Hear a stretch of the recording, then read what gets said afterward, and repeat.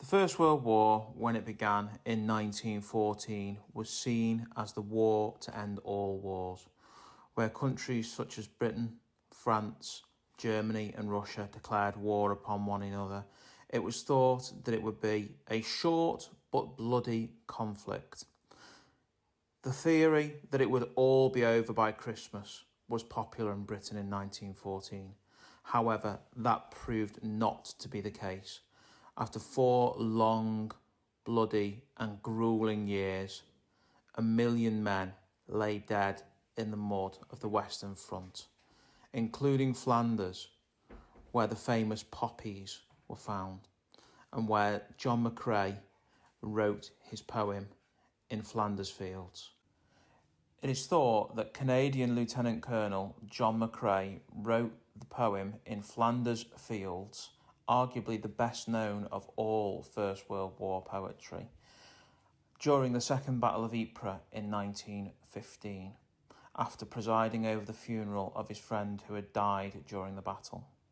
It reads, "In Flanders Fields the poppies blow, between the crosses, row on row, that mark our place, and in the sky the larks still bravely singing fly, scarce heard amid the guns below.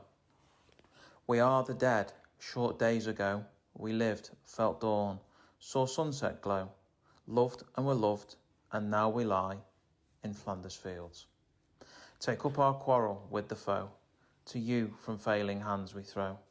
The torch be yours to hold it high, if ye break faith with us who die.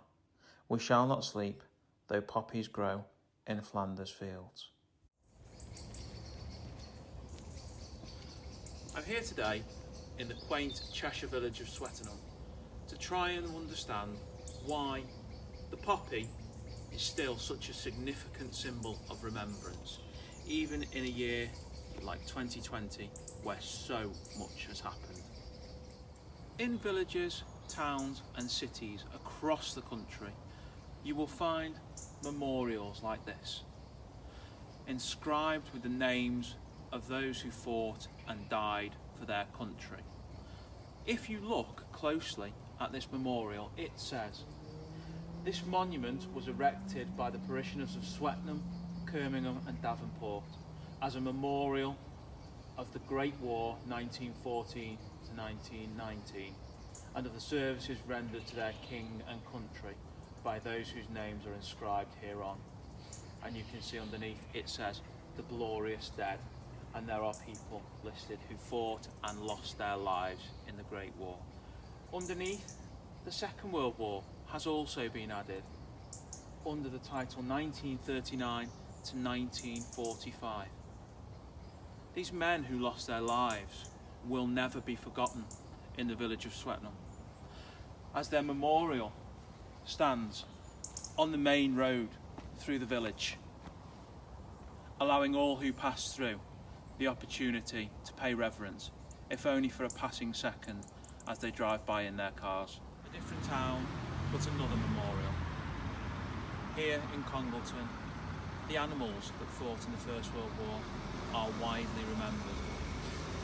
They gave the soldiers companionship, friendship, and in many areas gave their lives in order to support the soldiers fighting at the front. I would now like to invite you to spend just a couple of minutes remembering those who fought bravely and gave their lives for the freedoms which we hold dear today. Even in a world which has been ravaged by COVID-19, for a moment, let us just remember those young men who gave their lives for the freedoms we hold so dear.